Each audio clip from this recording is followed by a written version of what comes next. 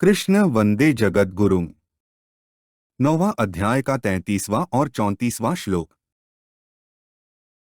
9वां अध्याय का 33वां श्लोक। कि पुनर्ब्राह्मणाः पुण्या भक्ता राजर्षयस्तथा अनित्यम सुख लोकमिम प्राप्य भजस्म। ऊपर कहे गए श्लोकों का अर्थ है, जो पवित्र आचरण वाले ब्राह्मण और ऋषिस्वरूप क्षत्रिय भगवान के भक्त हों, वे परमति को प्राप्त हो जाएं, इसमें तो कहना ही क्या है। इसलिए इस अनित्य और सुखरहित शरीर को प्राप्त करके तू मेरा भजन कर। कि पुनर्ब्राह्मणाः पुण्या भक्ता राजर्षयस् तथा का अर्थ है, जब वर्तमान में पाप करने वाला सांगोपांग दुराचारी और पूर्वजन्म के पापों के कारण नीच योनियों में जन्म लेने वाले प्राणी तथा स्त्रियां, वैश्य और शूद्र, ये सभी मेरे शरण होकर मेरा आश्रय लेकर परमति को प्राप्त हो जाते हैं, परम पवित्र हो जाते हैं, तो फिर जिनके पूर्वजन्म के आचरण भी अच्छे हों और इस जन्म में भी उत्तम कुल में जन्म हुआ हो, ऐसे पवित्र ब्राह्मण और पवित्र क्षत्रिय अगर मेरे शरण हो जाए, मेरे भक्त बन जाए, तो वे परमति को प्राप्त हो जाएंगे। इसमें कहना ही क्या है, अर्थात वे निःसंदेह परमति को प्राप्त हो जाएंगे। पहले 30वें श्लोक में जिसको दुराचारी कहा है, उसके विपक्ष में यहाँ पुण्याः पद आया है, और 32वें श्लोक में जिनको पापियों ने कहा है, उनके विपक्ष में यहाँ ब्राह्मणाः पद आया है। इसका आशय है कि ब्राह्मण सदाचारी भी हैं और पवित्र जन्म वाले भी हैं। ऐसे ही इस जन्म में जो शुद्ध आचरण वाले क्षत्रिय हैं, उनकी वर्तमान की पवित्रता को बताने के लिए यहाँ ऋषि शब्द आया है, और जिनके जन्मारंभक कर्म भी शुद्ध हैं, यह बताने के लिए यहाँ राजन शब्द आया है। पवित्र ब्राह्मण और ऋषिस्वरूप क्षत्रिय, इन दोनों के बीच में भक्ताः पद देने का तात्पर्य है कि जिनके पूर्वजन्म के आचरण भी शुद्ध हैं और जो इस जन्म में भी सर्वथा पवित्र हैं, वे ब्राह्मण और क्षत्रिय अगर भगवान की भक्ति करने लग जाए तो उनके उद्धार में संदेह हो ही कैसे सकता है। पुण्या ब्राह्मणाः, राजर्षयः और भक्ताः, ये तीन बातें कहने का तात्पर्य यह हुआ कि इस जन्म के आचरण से पवित्र और पूर्वजन्म के शुद्ध आचरणों के कारण इस जन्म में ऊंचे कुल में पैदा होने से पवित्र, ये दोनों तो बाह्य चीजें हैं।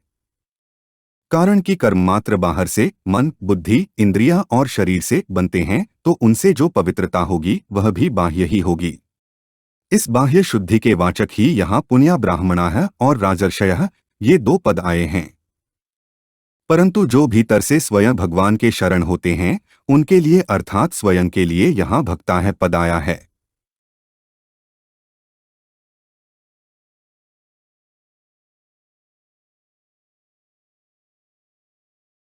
अनित्यम सुख लोकमिम प्राप्य भजस माम का अर्थ है, यह मनुष्य जन्म अनंत जन्मों का अंत करने वाला होने से अंतिम जन्म है। इस जन्म में मनुष्य भगवान के शरण होकर भगवान को भी सुख देने वाला बन सकता है। अतः यह मनुष्य जन्म पवित्र तो है, पर अनित्य है, अर्थात नित्य रहने वाला नहीं है। किस समय छूट जाए इसका कुछ पता नहीं है। इसलिए जल्दी से जल्दी अपने उद्धार में लग जाना चाहिए। इस मनुष्य शरीर में सुख भी नहीं है। 8वें अध्याय के 15वें श्लोक में भगवान ने मनुष्य जन्म को दुःखालय बताया है। इसलिए मनुष्य शरीर मिलने पर सुख भोग के लिए ललचाना नहीं चाहिए। ललचाने में और सुख भोगने में अपना भाव और समय खराब नहीं करना चाहिए। यहाँ इम लोकम पद मनुष्य शरीर का वाचक है, जो कि केवल भगवत प्राप्ति के लिए ही मिला है। मनुष्य शरीर के पाने के बाद किसी पूर्व कर्म के कारण भविष्य में इस जीव का दूसरा जन्म होगा, ऐसा कोई विधान भगवान ने नहीं बनाया है। प्रत्युत केवल अपनी प्राप्ति के लिए ही यह अंतिम जन्म दिया है। अगर इस जन्म में भगवत प्राप्ति करना, अपना उद्धार करना भूल गए, तो अन्य शरीरों में ऐसा मौका मिलेगा नहीं। इसलिए भगवान कहते हैं कि इस मनुष्य शरीर को प्राप्त करके केवल मेरा भजन कर। मनुष्य में जो कुछ विलक्षणता आती है, वह सब भजन करने से ही आती है। मां भजस्व से भगवान का तात्पर्य नहीं है कि मेरा भजन करने से मेरे को कुछ लाभ होगा, प्रत्युत तेरे को ही महान लाभ होगा। इसलिए तू तत्परता से केवल मेरी तरफ ही लग जा, केवल मेरा ही उद्देश्य लक्ष्य रख। सांसारिक पदार्थों का आना जाना तो मेरे विधान से स्वतः होता रहेगा, पर तू अपनी तरफ से उत्पत्ति विनाशशील पदार्थों का लक्ष्य उद्देश्य मत रख, उन पर दृष्टि ही मत डाल, उनको महत्व ही मत दे। उनसे विमुख होकर तू केवल मेरे सम्मुख हो जा। 9वां अध्याय का 34वां श्लोक। मन्मना भव मद्भक्तो मद्याजी मां नमस्कुरु मामे वैश्यसी युक्तवैवमात्मानं मत्परायण है। ऊपर कहे गए श्लोकों का अर्थ है, तुम मुझ में स्थिर मन वाले बनो, मेरे भक्त और मेरे पूजन करने वाले बनो, मुझे नमस्कार करो। इस प्रकार मत्परायण अर्थात मैं ही जिसका परम लक्ष्य हूँ, ऐसे होकर आत्मा को मुझसे युक्त करके तुम मुझे ही प्राप्त होगे। मद्भक्त का अर्थ है मेरा भक्त हो जा। कहने का तात्पर्य है कि तू केवल मेरे साथ ही अपनापन कर, केवल मेरे साथ ही संबंध जोड़, जो कि अनादिकाल से स्वतः सिद्ध है। केवल भूल से ही शरीर और संसार के साथ अपना संबंध मान रखा है, अर्थात मैं अमुक वर्ण का हूँ, अमुक आश्रम का हूँ, अमुक संप्रदाय का हूँ, अमुक नाम वाला हूँ। इस प्रकार वर्ण आश्रम आदि को अपनी अहंता में मान रखा है। इसलिए अब अहंता को वास्तविक सतरूप में बदल दे कि मैं तुम्हारा हूँ और तुम मेरे हो। फिर तेरा मेरे साथ स्वाभाविक ही अपनापन हो जाएगा, जो कि वास्तव में है। मनमना भव का अर्थ है मन वहीं लगता है जहां अपनापन होता है, प्रियता होती है। तेरा मेरे साथ जो अखंड संबंध है उसको मैं तो नहीं भूल सकता, पर तू भूल सकता है, इसलिए तू मेरे में मनवाला हो जा, ऐसा कहना पड़ता है। मद्याजी का अर्थ है मेरा पूजन करने वाला हो, अर्थात तू खाना पीना, सोना जगना, आना जाना, काम धंधा करना आदि जो कुछ क्रिया करता है वह सबकी सब मेरी पूजा के रूप में ही कर, उन सबको मेरी पूजा ही समझ। मां नमस्कुरु का अर्थ है मेरे को नमस्कार कर। कहने का तात्पर्य है कि मेरा जो कुछ अनुकूल, प्रतिकूल या सामान्य विधान हो उसमें तू परम प्रसन्न रह। मैं चाहे तेरे मन और मान्यता से सर्वथा विरुद्ध फैसला दे दूं तो भी उसमें तू प्रसन्न रह।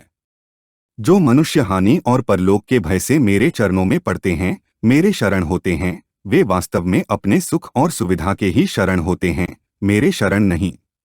मेरे शरण होने पर किसी से कुछ भी सुख सुविधा पाने की इच्छा होती है तो वह सर्वथा मेरे शरणागत कहा हुआ। कारण कि वह जब तक कुछ न कुछ सुख सुविधा चाहता है तब तक वह अपना कुछ स्वतंत्र अस्तित्व मानता है। वास्तव में मेरे चरणों में पड़ा हुआ वही माना जाता है जो अपनी कुछ भी मान्यता न रखकर मेरी मर्जी में अपने मन को मिला देता है। उसमें मेरे से ही नहीं, प्रत्युत संसार मात्र से भी अपनी सुख सुविधा सम्मान की किंचित गंध मात्र भी नहीं रहती।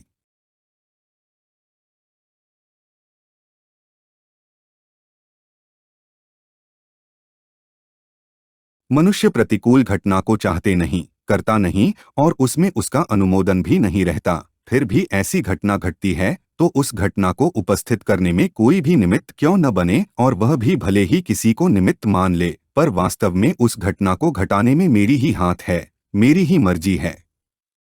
इसलिए मनुष्य को उस घटना में दुखी होना और चिंता करना तो दूर रहा, प्रत्युत उसमें अधिक से अधिक प्रसन्न होना चाहिए। कोई किसी का अपराध करता है तो वह उसके सामने जाकर लंबा पड़ जाता है और उससे कहता है कि आप चाहे दंड दें, चाहे पुरस्कार दें, चाहे दुत्कार दें, चाहे जो करें, उसी में मेरी परम प्रसन्नता है। उसके मन में यह नहीं रहता कि सामने वाला मेरे अनुकूल ही फैसला दे।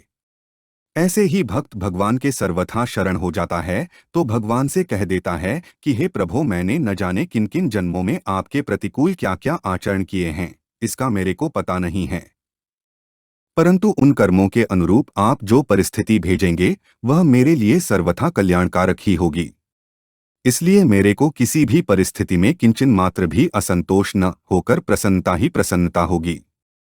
हे नाथ, मेरे कर्मों का आप कितना ख्याल रखते हैं कि मैंने न जाने किस किस जन्म में किस किस परिस्थिति में परवश होकर क्या क्या कर्म किए हैं। उन संपूर्ण कर्मों से सर्वथा रहित करने के लिए आप कितना विचित्र विधान करते हैं। मैं तो आपके विधान को किंचन मात्र भी समझ नहीं सकता और मेरे में आपके विधान को समझने की शक्ति भी नहीं है। इसलिए हे नाथ, मैं उसमें अपनी बुद्धि क्यों लगाऊं, मेरे को तो केवल आपकी तरफ ही देखना है। कारण कि आप जो कुछ विधान करते हैं उसमें आपका ही हाथ रहता है, अर्थात वह आपका ही किया हुआ होता है, जो कि मेरे लिए परम मंगलमय है। यही मां नमस्कुरु का तात्पर्य है। मां मैं वैश्यसी युक्तवैवमात्मानं मत्परायण का अर्थ है यहाँ एवं का तात्पर्य है कि मद्भक्त से तू स्वयं मेरे अर्पित हो गया, मनमनाह से तेरा अंतःकरण मेरे परायण हो गया, मद्याजी से तेरी मात्र क्रियाएं और पदार्थ मेरी पूजा सामग्री बन गए, और माँ नमस्कुरु से तेरा शरीर मेरे चरणों के अर्पित हो गया। इस प्रकार मेरे परायण हुआ तू मेरे को ही प्राप्त होगा। युक्तैवमात्मानम् यानी कि अपने आप को मेरे में लगाकर कहने का तात्पर्य यह हुआ कि मैं भगवान का ही हूँ। ऐसे अपनी अहंता का परिवर्तन होने पर शरीर, इंद्रिया, मन, बुद्धि, पदार्थ, क्रिया ये सब के सब मेरे में ही लग जाएंगे। इसी का नाम शरणागति है। ऐसी शरणागति होने पर मेरी ही प्राप्ति होगी, इसमें संदेह नहीं है। मेरी प्राप्ति में संदेह वही होता है जहाँ मेरे सिवाय दूसरे की कामना है, आदर है, महत्व बुद्धि है। कारण की कामना, महत्व बुद्धि, आसक्ति आदि होने पर सब जगह परिपूर्ण रहते हुए भी मेरी प्राप्ति नहीं होती। मतपरायण का तात्पर्य है कि मेरी मर्जी के बिना कुछ भी करने कराने की किंचन मात्र भी स्फुरना नहीं रहे, मेरे साथ सर्वथा अभिन्न होकर मेरे हाथ का खिलौना बन जाए।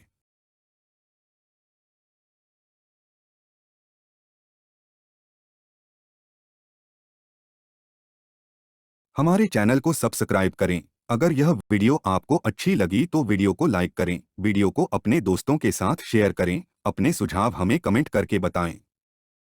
जय श्री कृष्णा।